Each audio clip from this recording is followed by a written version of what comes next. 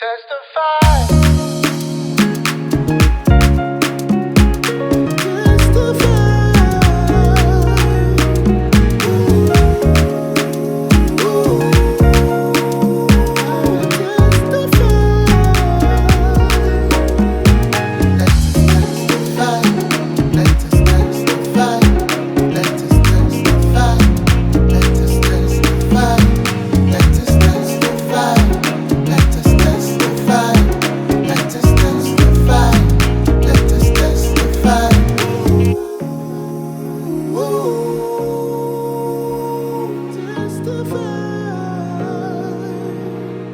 Hi there, and welcome to another episode of Let's Testify.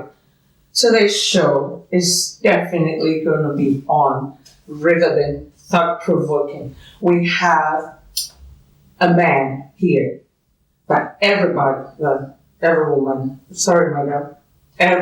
want to even take pictures with. He's on the show to give his testimony. But before then, we want you to go to our social media, Twitter, Instagram, and Facebook. Hit us up about anything, especially if you have a message for this guy. And we'll be sure that this message gets to him. Don't forget, it is Let's Testify. My name is AJU Elumelu.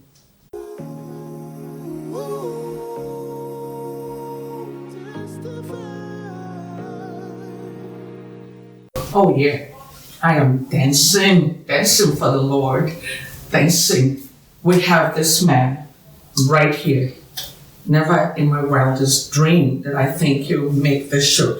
Well, ladies and gentlemen, I am introducing to you RMD Mofe Damijo, Richard.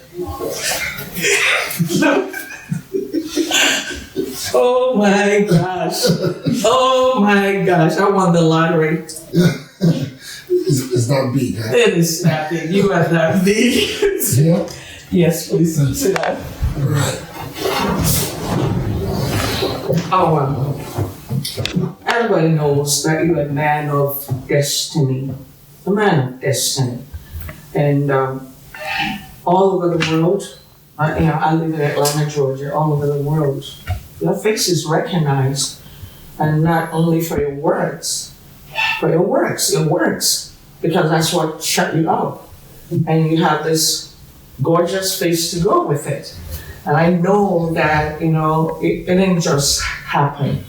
I don't know what your testimony is today, but I wanted it to start from here. So talk to me, Richard. Well, I'm a child of grace. I said it. I say that all the time, that I'm highly graced and favored because I'm an actor. That's what I do. And I'm probably not the best actor in the world in Nigeria. I say that. So, but today, at age 60, I'm sitting down and being interviewed and being asked to testify is in itself a testament to God's goodness in my life. So, coming from a small town called Warri, not Atlanta, Georgia. It's a small little tiny town in the Delta State called Warri. It's been a long journey, but it's been very rewarding, and I'm super thankful about where I am today. A lot of young folks will look at you and think it was that easy. I know that just let us know how it all began with you. Well, and testify as to, give us a testimony that you've gone through doing this. I think for me it's more of, I think young folks know that it is not easy. It's just that they live in a different time from the times that we lived in, and so they're in a hurry, so to speak. So not everybody. I mean, even in my generation, not everybody respected the process. There is always going to be, just like life in itself, just like when you give birth to a child, the child would have to first learn how to crawl, stand, walk and run, but people just want it really confuses me when I see that. It's not sustainable. You know that? No, absolutely not. It's not sustainable when you have to go through. Yes, you have to go through the process. And like every young person, I went through the entire process. Went to school, graduated on top of my class, but came out at a time when the country was experiencing various measures. In 1984, when I finished youth service, I think it was Buhari that had just come into power. That had just come into power, and there was no job. There was an embargo on employment, and even with a 2-1 in my hands, I couldn't get a teaching job. But I came to Lagos with the one mind of, finding my place in the entertainment world, and I dug in and took my time, one day at a time, and went to all the auditions I could go to, and finally I got a part to play, but mostly on stage. It wasn't until sometime later that I got a chance to be on television. And by the time I got a chance to be on television in Lagos, I didn't waste it. Because that's the testimony. You see. It is about when you finally get that opportunity to do what it is that you call the work of your hand. When I finally got an opportunity to do it, I did not mess it up. You were ready. I was ready. I was born ready. I have been ready from day one. I was just looking for the platform to perform or to show what I had to the world. And I knew that the minute they saw me, they wouldn't let me go. Wow. So that's what it is. But today, the platforms are different. Today, you can actually sit in your home and let your phone be a platform to the rest of the world. Right. When you were doing the introduction, you said hit us up on Twitter, on Instagram, on Facebook. That's what the stage is now. Those are the stages now. And it's massive. Too massive. When I was starting out, it was either stage or television. Film was the far cry, Right. So today, having gone through that entire and still be in the digital era, right, and embracing it and adapting to it, and still being able to compete with folks in the digital age, that for me, that for me is my testimony. Yes, it amazes me that you're still trending. That's just, you just had your 60th birthday, happy birthday, by the way. Thank you. I'm still accepting presents.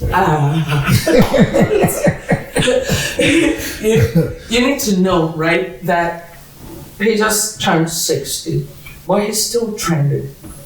And what makes that's a big testament, so you've jumped several generations. That's how you know a good actor, and still you kept your looks. Because, a lot of times you can get to 60 and, so you're ready, and I see you at 80 doing this. And it's fun. Now, for your, do you ever choose parts? Because I want to tell you, some actors, very, very big, will decide to choose a part that is not so good and they just bring it up to life. Do you know? Because I see that you're extremely versatile. No. Well, I look for what I call the redemptive value in humankind or in mankind. Whatever character I play. I try to look for some lesson. I'm from Africa, or I'm from Nigeria, where we are not as advanced as America, and people look at us with a view to learning. Okay, learning. Yeah, that's true. Yes. And so when there is a thin line between fiction and reality. Some people who look at us still feel that we are what we are the characters that we play on TV. Right. So if I play a bad guy, for instance, he must meet his Waterloo or his end. good must always triumph over evil, because it is important that we do not lose that as a society that is still developing. We don't have the cushions to absorb some of these things, that some of these values that we find in Western movies. So our movies tend to be a bit more didactic, more like teaching lessons, moral curves, and all of that. So I look for those characters that have good redemptive value. There must be some redemption for the character at some point. He must come to some judgment at some point, either to turn to good or to meet his death or something, or pay for whatever crimes he has committed. Yeah, so we'll say that, you're one person that believes in, is it common that if somebody truly commits a crime, that they should be punished. They should be punished. I think that our society right now is suffering from not having established judicial system, really. Let's call it a spade and a spade. So we will be right back with RMD. I like that initial. Richard Mofe Damijo. Yes.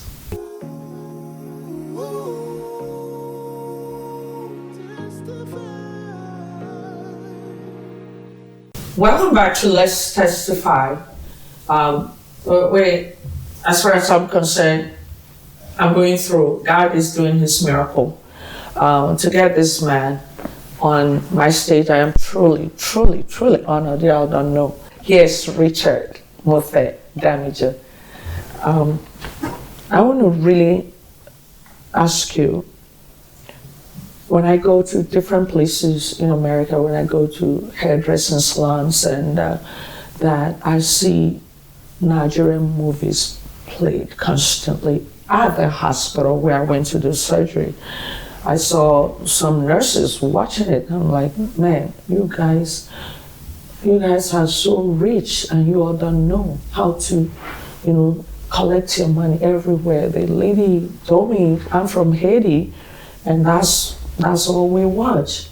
And that's you guys work, labor of your hands. In America, you know how tight-knit it is when you play someone's music, you're gonna pay. In the nightclub, you play music, you're gonna pay. Restaurant, you're gonna pay. Everywhere. What you as a veteran, is there no way you can sit down with your people and say, you know what, let's be paid for our work. Y'all are billionaires, and your work is out there for free. If for every time that I'm asked that question, I get $1, I'll be a billionaire today. The burden is not on us as actors. It is on government. It's on society. There are laws for these things, right? Yes. We have corporate laws here, and we are signatories to treaties, corporate treaties across the world. So our works, like everybody else, is supposed to be protected. Yes. I don't have to be an American for my works to be protected in Haiti or in America.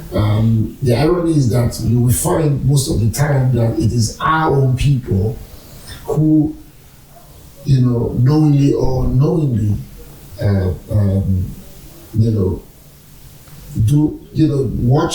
just breach the our copyright without giving us what we deserve or what is due to us. But thank God for improved platforms. There are a lot more streaming platforms now where you don't have to go and download from a fake source now. I mean, you can go on any of the streaming platforms, from Netflix to Apple TV to Amazon Prime, and download our films, because our films are in the same place where you will find American or Korean or Indian films now. But does that trickle down to you? Yes, it does. You guys are getting paid now? Yes, not as much as we would like to, but it's a start. Okay. It's a start. I mean, once the world has come to a place where there are recognizable streaming platforms, even Nevada Bridge TV, owned by Nigeria. When the world comes to a point where there are known streaming platforms across the world, then there will be no need for piracy of our works. You will just go to where you should see them, and they are cheap. Well, go to salons like this. I mean, it's all. Yeah. I've been in a plane before when a woman she saw me, she was very excited and everything. She told me she was coming from Sydney. I was flying from America and back to Nigeria, so she was coming from Sydney or somewhere. And she said to me, "Oh, I own a salon in Sydney, in Australia, and I play your movies." That's what they do. And she was so excited, so I kept quiet. And she's like, "Oh, you're not happy?" You owe me. So I said, "Well, it would be nice if every time you play those movies and everything, I get something out of it." Right. So, but I'm making you popular. I said, "No, it's not about making us popular. You guys are popular. You guys it's about, breaching our copyright and all. Yes. I was in a limousine one time, and the guy just kept talking and said, "You're African?" I said, "Yes, I'm from Nigeria." Then he started calling Nigerian actors' name. I'm like, how? Why? He said, "I have 150 Nigerian movies." Can you believe that? I said, "Are you joking?" And he knew all the names, the actors, and everyone. It was a time of VCDs and DVDs. Yeah, that was, yes. It's all phased out right now. All phased out. That's why I'm saying that, there's a start. I mean, time was when our music was also suffering the same thing. You would hear a lot about people were pirating our music, pirating our films. But now, with digital platforms, how many people are buying CDs? Okay. So with digital platforms, musicians talk about downloads. Okay, they talk about downloads now, across Spotify, Apple Music, and all that. Right. We are also going to start talking about downloads or views very soon across all the streaming platforms, from Nevada to Netflix and all of that. Our negotiation power will get better, and actors will get residuals or whatever it is. Yeah, very important. When they are paid, if they are even going to be paid once and for all payments, then it is going to have future earnings in view when they are getting paid. So yeah, I would say that you guys have made a stride. Oh yes, yes. And then also, I'm very big on mentorship. Very, very big. I believe that, as I say here, I'm so saddened because I see what's going on with Nigerian women, Nigerian girls. And I have a Morgan Elumelu Foundation, and I was gonna get 1,000 women. That is my goal, because we can change the nation. We can change, just building up through folks like you, through having direct access to us. What do you think, Richard? I know I'm putting you on the spot. When I finally put up those mentorship programs, I want folks like you behind, just the faces, being able to talk to this. Hopefully, you have a daughter, and you understand what I'm saying. Do you have a daughter? I have 2 daughters. Okay, you have 2 daughters. So what do you think about that? Because we're complaining about these girls. Nobody is. No. I do a lot of work already with different, women organizations. Oh, really? I work with the EU. I work with the UN. Oh, right. I am a drum major for, speaking against domestic violence and gender-based violence and all that. But all through the pandemic, I was part of the group that kept talking about all of that. So I'm not a stranger to mentorship or being an advocate for women's rights. I call myself a male feminist. I like that. There's a word like that, I'm a mama's boy, and so I grew up among... Do you hear that, son? Son, he says that my son is a mama's boy. Yes. He just got married. I grew up... You continue to be my mama, my baby. There's nothing wrong with that. I grew up amongst a lot of strong women, powerful women. Also. And so I know what it means to to have women in society that are aware of who they are, of their rights, and are able to speak up. No, it's not so much as it's so much that these girls just kind of like feel that you want to teach girls to do for themselves. I think Nigerian men have totally spoiled women, paying for everything, and so women need to stand up. I'm not talking about. There's nothing wrong with pampering. With pampering a woman. No, that does not take away from her. And we're known for that. Nigerian men are known for that all over Africa. The Rwandese say, AJU, please. Because it's cultural. It is how we were brought up. Right. My mother brought me up to care for my wife or for my sister. Right. I'm training my boy to be protective of his sister. Right. Oh, awesome. It's a thing that was handed to us culturally, and it does not take away from the strength of the woman. My pastor once said that one of the best ways to describe the relationship between a man and a woman is how the body is structured. So it says, "Hey, y'all hear that, ladies?" Listen, I do have no language. Okay. So they said the body. They said that the woman is the body, right? Okay. And the man is the head. Head. Okay. The head. Okay. Of the body. Right. But guess what? The body is bigger than the head. Wow. Yeah. The body is bigger. Yeah. Than the head. But we're bigger. Yes. Calm down. But at the point where the body makes contact with the head, it humbles itself into a neck for the head to sit on. So the head is bigger than the neck. But that does not take away from the strength of the neck.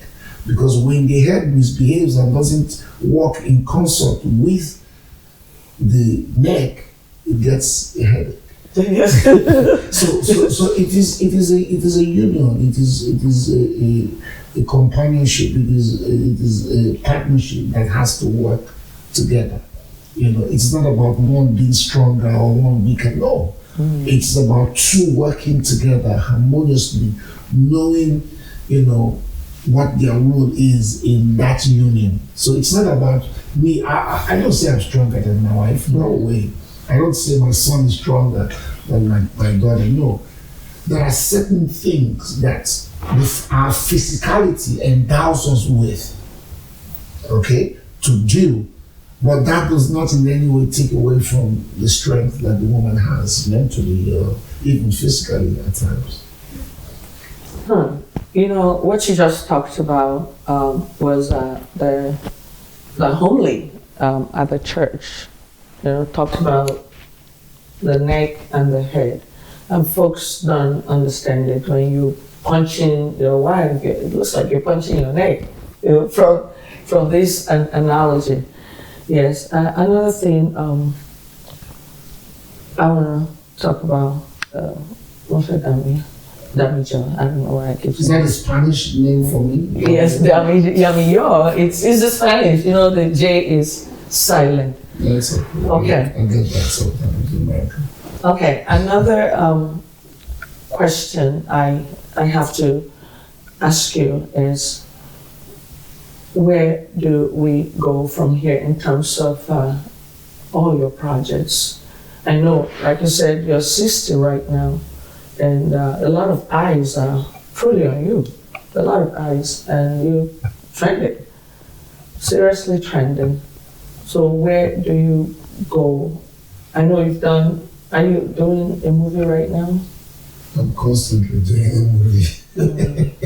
I'm doing one right now, yes.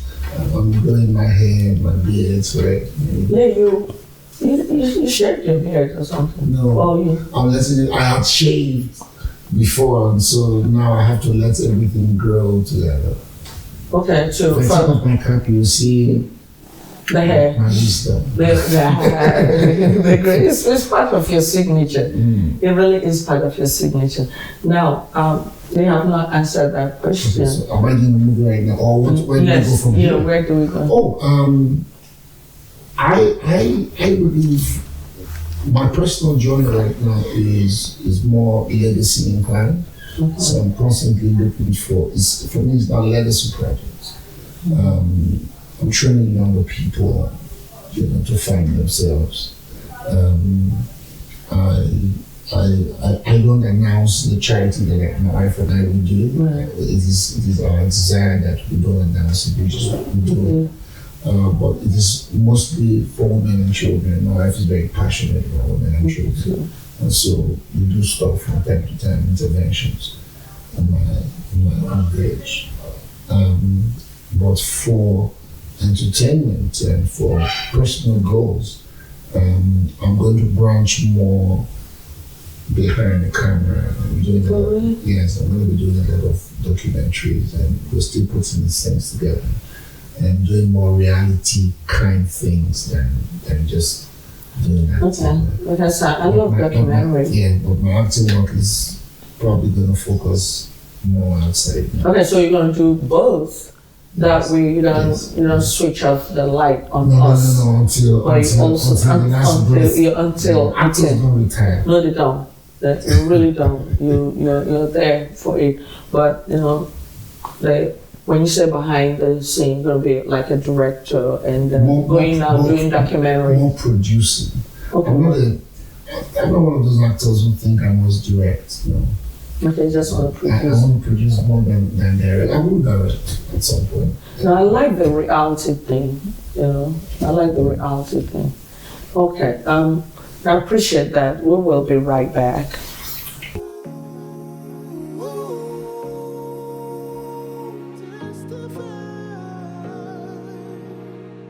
Welcome back to Let's Testify. If you were not here for the beginning, you have missed quite a lot, but you know where to go. YouTube, you know exactly where to go to watch this program. Like I said, try and get in touch with us. Any messages that you have for our guests, we'll make sure that it's delivered. Now, there's something that we normally do. I want you to talk to, look at your camera and talk to those that are, a lot of people are on the edge, the point of suicide and thinking of all kinds of, they have mental health issues. I don't know, this is real. This is real. I see a lot of young Nigerians now just totally naked and moving on the streets and talking to themselves. Something is wrong. And I don't know, what do you think and how do you think that, we can really help with these young people who are... It's not just young people alone. People are going through all kinds of depression. And I'm not an expert in this area. I have my own moments when I'm really down in the doghouse and feel like, the entire weight of the world is on my shoulder. And I think that we are very closed in as a society because we are constantly more worried about what folks will say about us. So we don't share. True. We don't share as much. Put it under the carpet. Yes, we don't share as much as how we laugh at the average European or American who we ride in a bus with or we ride in a train with, and in 10 minutes he has told you about his dog, his kids, his wife, everything. When I was in corporate America, everybody would have their offices with, you see some with pictures of, once you come to an office, the grandkids, who my officers got constantly there. And they told me, sometimes they say, are you royalty? They didn't know, they didn't understand. I just, thought that, I shouldn't bring my family to the office. It's not like I was hiding anything, but what you really say, what matters when you have problems, that's what you're talking about. We are very closed-in people. We are too closed-in. We don't share, and we do not believe that we should be sitting in front of a psychologist or anything, or anybody, or a doctor. We need help. No, we do need help. Folks need help. I mean, from time to time, we should not be ashamed to unburden, what on an expert and get good advice. Because whether we like it or not, we are part of the entire world now. The world has been shrunk into a small global village, and so the pressure that the guy on Wall Street is feeling is not different from the guy in a bank, in Zenith Bank, or in some bank somewhere in VI is feeling. Young folk come out of university, youth service, and they are living in Lagos, get a job, they have to have a love life, they have a girlfriend who has to have her hair done and everything. Pressure, he wants to drive a car, he wants to live in a good place. It's pressure. It's the same thing from Rio de Janeiro to Lagos. So if folks in Rio have safety valves where they can talk to people from time to time or see experts, why can't we? Why can't we do that? What I do, because I counsel too, and that's part of what I had in my third degree. But I do on camera, on face, even when I'm in Atlanta. I had this couple from Abba, and we did it from their car, and they had to. We zoomed it and did it from their car for hours, and they were very upfront. And right now they're back. That's the thing. A lot of young people come to me now. My heart is heavy, and I'm tired. When a guy says, I'm tired, and I want to kill myself, 10 times out of 10, they don't do it. They don't do it. Once it's verbalized, they're asking for help. But here in Nigeria, some folks will say, oh, okay, why don't you go use this? Instead of being compassionate, they try to tell you ways to go end yourself. I don't understand that aspect. So, we will get up now. That is part of what we do. And we talk to folks on camera, maybe when they see you. And you talk to them, really talk to those going through hell right now. And then just giving them some words of encouragement, if they're not.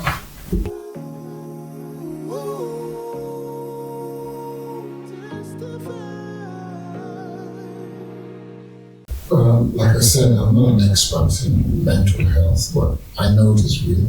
I know that people are suffering from various degrees of anxiety and all of that, pressure from work, pressure from marriage, everywhere.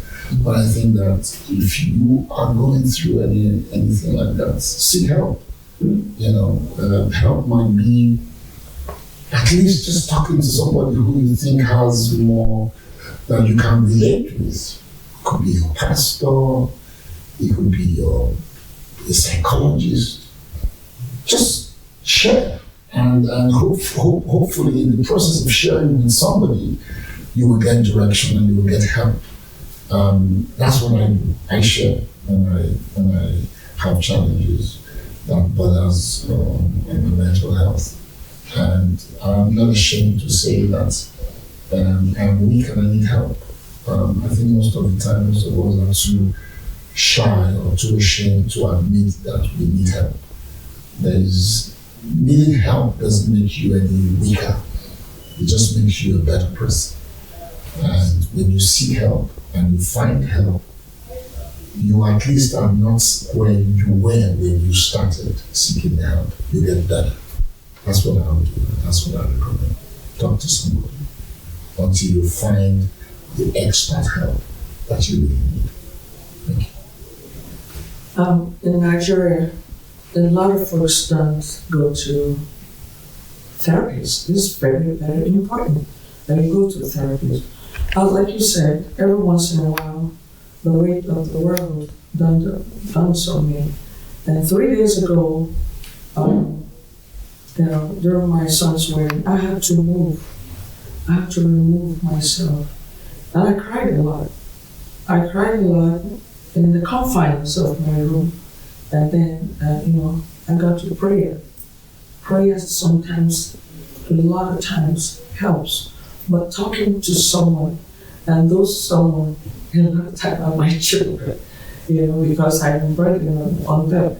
The weight, most of the time, this weight comes from my seeing those suffering.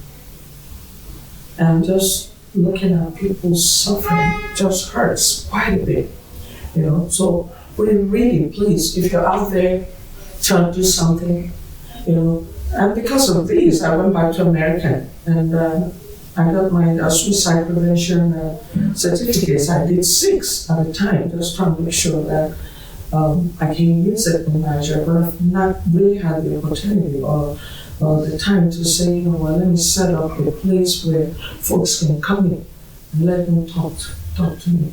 So, if you're out there, this is very important. This is very important. We're standing before you right now, and we're telling you that it's going to be okay. If you're planning to harm yourself, don't do it. Remember, don't do it. Don't ever do it. Seek for help. Okay? Until next time, I am truly grateful to this honorable man for, agreeing to come to our show. I'm so excited. This is going to change my life. It will. I don't care what you guys say. I'm starstruck. I am. This is Richard Mofe Damijo.